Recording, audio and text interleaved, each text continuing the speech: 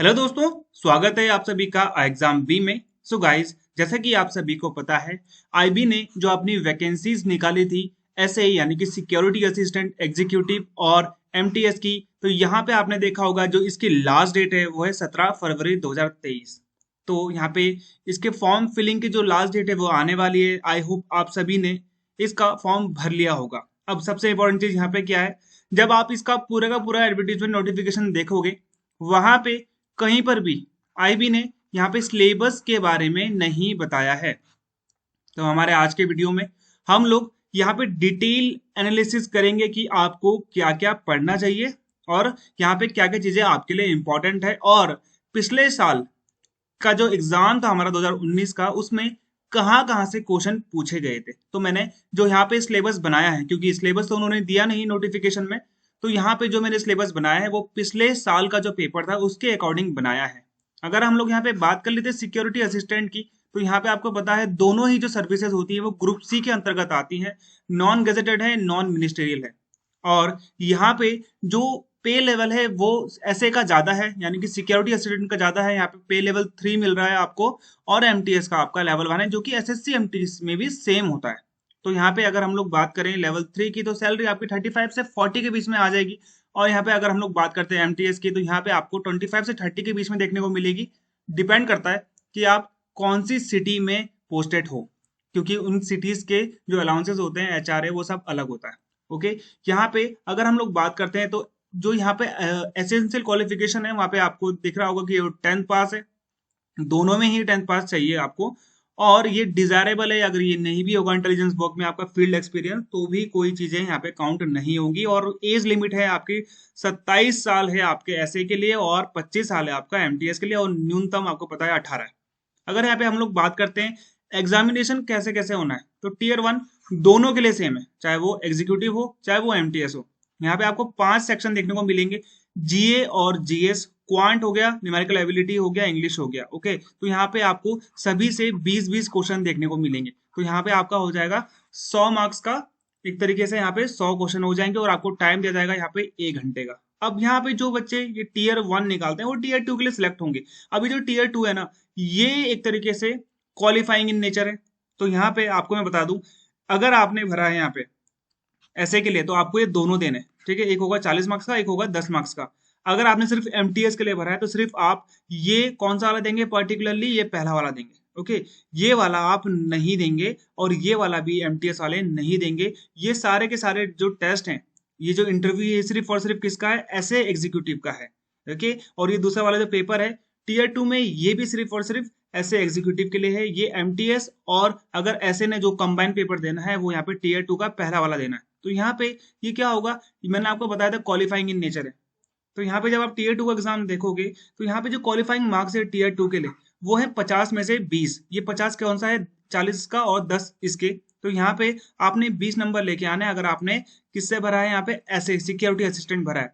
लेकिन वहीं आपने सिर्फ एमटीएस भरा है, तो यहाँ पे आपको 40 सिर्फ ये वाला पेपर देना होगा, और इसमें आपको क्वालिफाई करने के लिए 16 नंबर लेके आने होंगे। तो ये हो गया आपका यहाँ पे एमटीएस का, और ये हो गया यहाँ पे आपका ऐसे का। और ये कहीं भी पर्टिकुलरली आपका यहाँ पे काम नहीं आने वाला है। जो आपकी लास्ट मेरिट लगेगी एमटीएस की, वो लगेगी 100 नंबर से, और यहाँ पे जो लास्ट मेरिट लगेगी ऐसे के लिए, वो लगेगी 150 नंबर में से, क्योंकि यहाँ पे 50 नंबर का आपका इंटरव्यू भी होना है ऐसे के लिए, एमटीएस के लिए नहीं होगा। अगर आपको पूरा का पूरा पेपर देखना है कि किस प्रकार से क्वेश्चन पूछे गए थे, तो यहाँ पे आप मेरी ये वीडियो देख सकते हो। ऑलरेडी 11,000 बच्चों ने ये वीडियो देख चुके हैं। यहाँ पे मैंने सारा का सारा जो पेपर है उसको सॉल्व करा है, तो आप भी ये वीडियो देख सकते हैं कि आपको यहाँ पे दिख जाएगा कि क्वेश्चन कौन कौन से पूछे गए थे।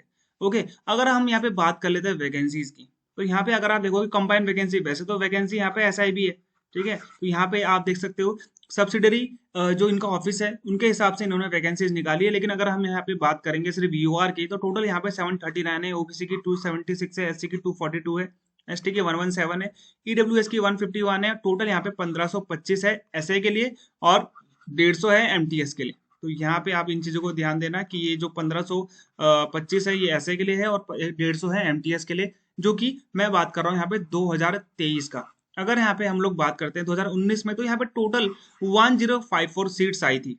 ओके, तो ये आपने यहाँ पे ध्यान देना कि इस बार वैकेंसीज बहुत ज्यादा है। सिर्फ और सिर्फ ऐसे के लिए ही आपको 1525 सीट्स देखने को मिलती है, और ये जो वैकेंसीज होगी, ये वैकेंसीज इन्होंने जिस हिसाब से हमने नोटिफिकेशन में बता रखा है कि इस सब्सिडरी में, इस ऑफिस में हमारी इतनी वैकेंसीज हैं, तो आपने उसी के हिसाब से फॉर्म भरना है और आपने वहीं से फॉर्म भरना है जहाँ पे आपका डोमिसाइल है, जहाँ पे आपका स्थायी निवास प्रमाण पत्र है। आपने सिर्फ वहीं से फॉर्म भरना है, अदरवाइज अगर आप भरोगे तो वो रिजेक्ट हो जाएगा आपके इंटरव्यू के टाइम, आपकी डॉक्यूमेंट वेरिफिकेशन के टाइम। तो याद रखना, जहाँ पे आपको डोमिसाइल है वहीं से फॉर्म भरें आप लोग। और सबसे इंपॉर्टेंट आपकी हेल्प के लिए, अगर आप लोग तैयारी कर रहे हो 10th बेस्ड एग्जाम्स की, जहाँ पे आप देखोगे आईबी का एमटीएस भी कवर हो जाएगा, आईबी का सिक्योरिटी असिस्टेंट भी कवर हो जाएगा, आरआरबी का यानी कि रेलवे का ग्रुप डी भी हो जाएगा, और यहाँ पे एसएससी की जो सिलेक्शन पोस्ट की आती है 10th लेवल वाली, वो भी कवर हो जाएगी। एमटीएस भी कवर कर देंगे हम लोग, और एसएससी जीडी कांस्टेबल भी यहाँ पे आपका सिर्फ सिर्फ एक ही कोर्स में कंप्लीट हो जाएगा। इनसे रिलेटेड आपको जो नोट्स हैं, इनसे रिलेटेड जो आपके वीडियोस हैं, वो आप सारे देख सकते हो। एक ही कोर्स में आपके सारे के सारे कोर्स एनरोल हो जाएंगे। तो आपने क्या करना है, आपको यहाँ पे डिस्क्रिप्शन में एनरोल होने के लिए यहाँ पे वेबसाइट का लिंक मिल जाएगा, आपने उसमें एनरोल करवाना है। और यहाँ पे आपको बहुत चीजें मिलने वाली जो कि आपको इस एग्जाम में सफल बनाएंगी। दिए हुए नंबर पे कॉल करें या फिर iexambit.com वेबसाइट पे विजिट करें, ऐसे वहां पे सर्च मारें, ऐसे आप अगर देखोगे तो वहां पे आपको उसका कोर्स मिल जाएगा जो कि है 10th बेस कोर्स के एग्जाम में। ओके, चलिए यहाँ पे बात करते हैं जीए जीएस में। ठीक है, अब आप देखोगे यहाँ पे 20 और 20 दोनों, तो ये 40 है। तो यहाँ पे आप देखोगे कि ये 40 नंबर है ना, ये बहुत इंपॉर्टेंट है। 40 नंबर ये आपका एक तरीके से क्या बना देगा, मेरिट बना देगा। अगर आपने इसे अच्छे से कर लिया तो यहाँ पे आपका बहुत चीजें कवर हो जाएंगी। अगर हम यहाँ पे बात करते हैं स्टैटिक जीके, स्टैटिक जीके पढ़ना बहुत जरूरी है। बुक्स एंड ऑथर कंप्लीटली वो तो पढ़ ही लेना जो आपकी करंट में चल रही है। लास्ट वन ईयर का करंट अफेयर आप लेके चलेंगे। Okay, first largest and longest, चाहे वो वर्ल्ड में हो चाहे इंडिया में हो। अब आप देखोगे सबसे हाईएस्ट ब्रिज चेनाब नदी के ऊपर है, तो वो जरूर पढ़ लेना, एग्जाम में आ सकता है। ठीक है, अब यहाँ पे आपको बहुत चीजें देखने को मिल जाएंगी कि जो वंदे भारत ट्रेन है वो कब लॉन्च की गई थी, तो 2019 में लॉन्च की गई थी। तो ऐसे ऐसे चीजें आपने पढ़नी है कि भारत में सबसे पहले चीजें क्या हुई थी और सबसे बड़ी है, सबसे लंबा क्या है, ये सब आपने पढ़ना, चाहे वो वर्ल्ड में हो चाहे वो इंडिया में। इन्वेंशन एंड डिस्कवरीज भी पढ़ लेना, एक क्वेश्चन आया था पिछले बार इसमें से। करेंसीज भी जरूर पढ़ लेना, करेंसीज जैसे म्यांमार, और आपने जरूर उन करेंसी को पढ़ना है जो कि भारत से मिलते हैं, यानी कि नेबर नेबर जो कंट्रीज हैं उनकी करेंसीज तो जरूर पढ़नी है। जैसे म्यांमार की कयात है, ठीक है, नेपाल की भी रूपी है, भूटान की निगुल्ट्रम है, बांग्लादेश की टका है, पाकिस्तान की भी रूपी है, चाइना की युआन है, या फिर वहां पे रेनबिन भी चलते हैं। ओके, श्रीलंका की भी रूपी है। तो ऐसे आपने सारे चीजों को याद रखना है, जो भारत से रिलेटेड कंट्रीज हैं उनकी तो आपने जरूर से याद रखनी है। उनकी कैपिटल, उनकी करेंसी, उनके करंट प्रेसिडेंट, उनके करंट प्राइम मिनिस्टर आपने जरूर याद रखने हैं। प्राइज एंड अवार्ड जो भी एक साल में हुए थे वो जरूर याद रखें। अभी आपको पता है पद्मश्री मिला है, पद्म विभूषण मिला है और पद्म विभूषण मिला है, तो ये जरूर आप लोगों ने पढ़ लेना है। और यहाँ पे पद्म विभूषण कब से स्टार्ट हुआ था, भारत रत्न कब से स्टार्ट हुआ था, सबसे पहले किसको मिला था, सबसे वृद्ध व्यक्ति किसको मिला है, तो ये सब आपने यहाँ पे पढ़ना है और उनसे रिलेटेड आपने जानकारी को भी पढ़ना है। इंडियन कॉन्स्टिट्यूशन अगर मैं बात करूँ यहाँ पे पॉलिटी की, तो यहाँ पे याद रखना आप लोग फंडामेंटल राइट जरूर पढ़ें, फंडामेंटल ड्यूटी जरूर पढ़ें, डीपीएसपी जरूर पढ़ें। डीपीएसपी में आपको मिल जाएगा आर्टिकल 44 जो कि है आपका किससे रिलेटेड, आपका यहाँ पे समान नागरिक संहिता। ओके, यूनिवर्सल एडल्ट फ्रेंचाइजी यहाँ पे आपको देखने को मिल जाएगा। ओके, 50 51 दोनों पढ़ लेना आप लोग, ये एग्जाम में आता है। पंचायत उसका गठन भी आपको टीपीएससी में मिलेगा। फंडामेंटल राइट्स में बहुत इंपॉर्टेंट है, ये आपने जरूर पढ़ के जाना है। फंडामेंटल राइट्स से एक क्वेश्चन जरूर आएगा। 21A इसका एक बहुत हॉट टॉपिक है, 21A आपने जरूर पढ़ना है, राइट टू एजुकेशन। ओके, तो ये एग्जाम में आता है। हिस्ट्री में आपने एंशियंट अगर फिर भी नहीं पढ़ोगे आप, तो मेडिएवल और मॉडर्न कर लेना है। मेडिएवल में आपने दिल्ली सल्तनत को अच्छे से पढ़ना है। इसके सोर्सेज मैं आपको बाद में बता दूंगा, जब मैं एक इसकी कंप्लीट वीडियो बनाऊंगा स्ट्रेटेजी की, तो मैं आपको बता दूंगा कि कहाँ कहाँ से कैसे कैसे पढ़ना है। तो यहाँ पे मेडिएवल हिस्ट्री में दिल्ली सल्तनत जरूर पढ़ लेना, मुगल जरूर पढ़ लेना, ये दो चीजें आपने पढ़ ली। मॉडर्न में आपने यहाँ पे ब्रिटिशर्स कब आए थे, भारत में कौन कौन से जो विदेश से आए हुए लोग हैं वो कब कब आए थे, उनकी पहली फैक्ट्री कहाँ पर थी, ये जरूर पढ़ना है। बैटल ऑफ प्लासी जरूर पढ़ना है, बैटल ऑफ बक्सर जरूर पढ़ना है। और यहाँ पे आपको 1765 का मैग्ना कार्टा जरूर पढ़ना है, किसने दिया था और क्यों दिया था। यहाँ पे मैं आपको शॉर्टकट तरीके से बता रहा हूँ। ज्योग्राफी में आपने इंडियन एंड वर्ल्ड जरूर पढ़ना है, यहाँ पे आपने सोलर सिस्टम के बारे में जरूर पढ़ना है, सोलर सिस्टम। और यहाँ पे सबसे इंपॉर्टेंट चीज है एटमॉस्फेयर। जैसे आप देखोगे troposphere, stratosphere, mesosphere, ionosphere, exosphere, तो यहाँ पे आप देखोगे कि ये जो लेवल है कहाँ तक होता है। जैसे ट्रोपोस्फीयर होता है 0 से लेकर 18 किलोमीटर तक, स्ट्रेटोस्फीयर होता है आपका यहाँ पे 18 से लेकर 50 किलोमीटर तक, ये होता है आपका 50 से लेकर 90। आपको अलग अलग बुक्स में अलग अलग देखने को मिल सकता है।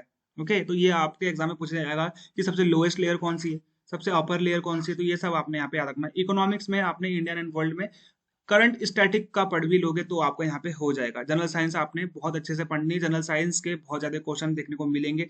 बीमारियां, ठीक है, डिसीजेस जरूर पढ़ने हैं।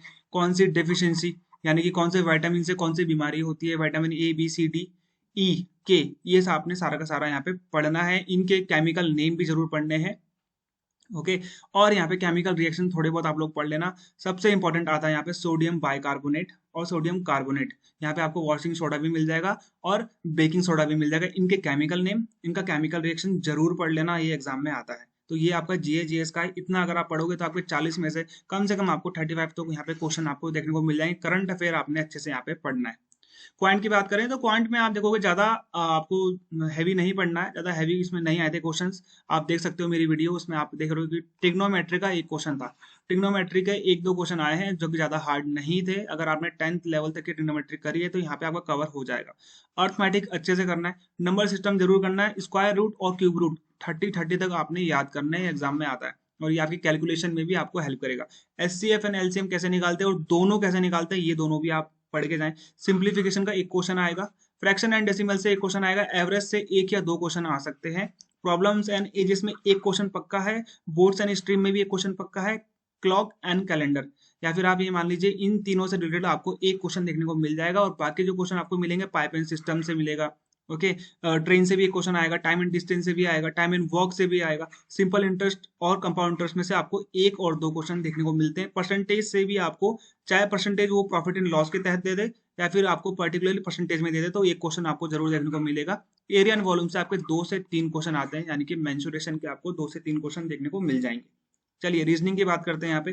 तो रीजनिंग में वर्बल रीजनिंग जरूर करनी है, वर्बल टेस्ट देखना है। एनालिटिकल रीजनिंग से एक क्वेश्चन आपको देखने को मिलेगा, डायरेक्शन एंड डिस्टेंस से भी आपको एक क्वेश्चन देखने को मिलेगा, लीनियर अरेंजमेंट से भी आपको 1 से 2 क्वेश्चन देखने को मिल जाएंगे। अल्फाबेट टेस्ट जरूर करके जाना। डाटा सफिशिएंसी डीआई से एक या दो क्वेश्चन आ सकते हैं, वैसे पिछले बार के में जो आया था वो एक ही क्वेश्चन आया था, ठीक है। तो यहाँ पे आपको एक बार कहीं पाई चार्ट दे देंगे, कई बार आपको डाटा दे देंगे, आपको वहाँ पे एक क्वेश्चन का आंसर करना है बस, तो ये आ सकता है। यहाँ पे लॉजिक टेस्ट भी आपका एक क्वेश्चन आपका आ जाता है यहाँ पे, कई बार मैंने देखा है इसमें। तो एनालॉजी टेस्ट जरूर करना है यहाँ पे आपने, एनालॉजी से भी एक क्वेश्चन मिलेगा। ऑड मैन आउट के आपके 2 क्वेश्चन आए थे पिछले बार। कोडिंग डिकोडिंग से भी आपके 2 क्वेश्चन आए थे। सीरीज टेस्ट से भी आपका एक क्वेश्चन था। ब्लड रिलेशन से भी आपका एक क्वेश्चन 100% आएगा। सिंबल एंड नोटेशन से भी आपका एक क्वेश्चन आएगा। सिलोजिज्म से आपके 2 क्वेश्चन आए थे पिछले बार। स्टेटमेंट अजम्पशन ये आपका एक क्वेश्चन था और स्टेटमेंट आर्गुमेंट, इन दोनों से एक क्वेश्चन आएगा यहाँ पे। स्टेटमेंट कंक्लूजन से भी एक क्वेश्चन आएगा, इन दोनों से आप मिला के चलिए एक क्वेश्चन आएगा ही आएगा। सिमेट्री से भी एक क्वेश्चन आएगा कि भाई अगर यहाँ पे ये कागज है, अगर हमने इसको यहाँ से काटा, यहाँ से काटा, यहाँ से काटा, तो अगला जो यहाँ पे आएगा वो कैसा आएगा, 4, ठीक है। तो आप यहाँ पे देख सकते हो। Problem based on visual ability, visual ability आपकी चेक करी जाएगी। मिरर इमेज जरूर करके जाना, मिरर इमेज भी आता है यहाँ पे। और कोडिंग डिकोडिंग आपने जरूर पढ़ना है, ये एग्जाम में आता है। चलिए इंग्लिश और लास्ट टॉपिक में आपको बता देता हूँ। सिनोनिम एंटोनिम से 5 क्वेश्चन दोनों में से देखने को मिल जाएंगे। एनालॉजी से भी आपको एक क्वेश्चन देखने को मिलेगा। स्पेलिंग मिस्टेक से आपका 2 से 3 क्वेश्चन आ जाते हैं। इडियम एंड फ्रेजेस से एक क्वेश्चन आ सकता है। वन वर्ड से भी आपको पिछले बार 2 से 3 क्वेश्चन देखने को मिले हैं। ओके, सेंटेंस फॉर्मेशन एक हो गया। सेंटेंस कंप्लीशन से आपके 2 से 3 क्वेश्चन आ जाते हैं। सेंटेंस इंप्रूवमेंट भी आपका 2 से 3 आ जाता है। ओके, तो यहाँ पे ओड मैन आउट भी आपका इसमें आ सकता है कि इसमें से अलग क्या है, कोडिंग डिकोडिंग ये आपका नहीं है यहाँ पे, ठीक है। ये वाला आप मत देखना इसको। ओके, ये आपका फिल इन द ब्लैंक्स बहुत इंपॉर्टेंट है। क्लोज टेस्ट भी आता है। इंग्लिश में आपके एरर्स, ग्रामर एरर्स जरूर पढ़ के जाइए आप। एरर्स आप जरूर पढ़ के जाना। एरर से आपको 2 से 3 क्वेश्चन देखने को मिल जाएंगे। ग्रामर जरूर पढ़नी है आपने यहाँ पे, ठीक है। स्पॉटिंग एरर से भी आपको 2 से 3 क्वेश्चन देखने को मिल जाएंगे। तो एरर से ही आपको 5 क्वेश्चन देखने को मिल सकते हैं। फिल इन द ब्लैंक से भी आपको 5 क्वेश्चन देखने को मिल सकते हैं। तो ये आपके लिए इंपॉर्टेंट है। यहाँ पे मैंने आपको जो जो चीजें बताई है, अगर आप लोग ऐसे तैयारी करेंगे तो आपका जरूरी सिलेक्शन हो जाएगा। आपको पता है यहाँ पे आपको 75 से 80 के बीच में अगर आप मार्क्स लेके आते हो तो फाइनल में आपका सिलेक्शन होना यहाँ पे तय हो जाता है। क्योंकि यहाँ पे जो मेरिट है, मेरिट ये लोग नहीं निकालते हैं, क्योंकि ये लोग बोलते हैं कि 35 नंबर अगर आप लाते हो तो आप प्री के लिए क्वालिफाई कर लेते हो। तो यहाँ पे प्री क्वालिफाई करके क्या फायदा जब आपका लास्ट में नहीं होगा। तो यहाँ पे आपने ध्यान देना है कि यहाँ पे आपने लास्ट तक जरूर अपना, एक तरीके से आप ये बोल सकते हो, जो मोमेंटम है वो बना के रखना है। और इसी से रिलेटेड मैं और वीडियोज भी आपके लाता रहूंगा। तब तक के लिए गुड बाय।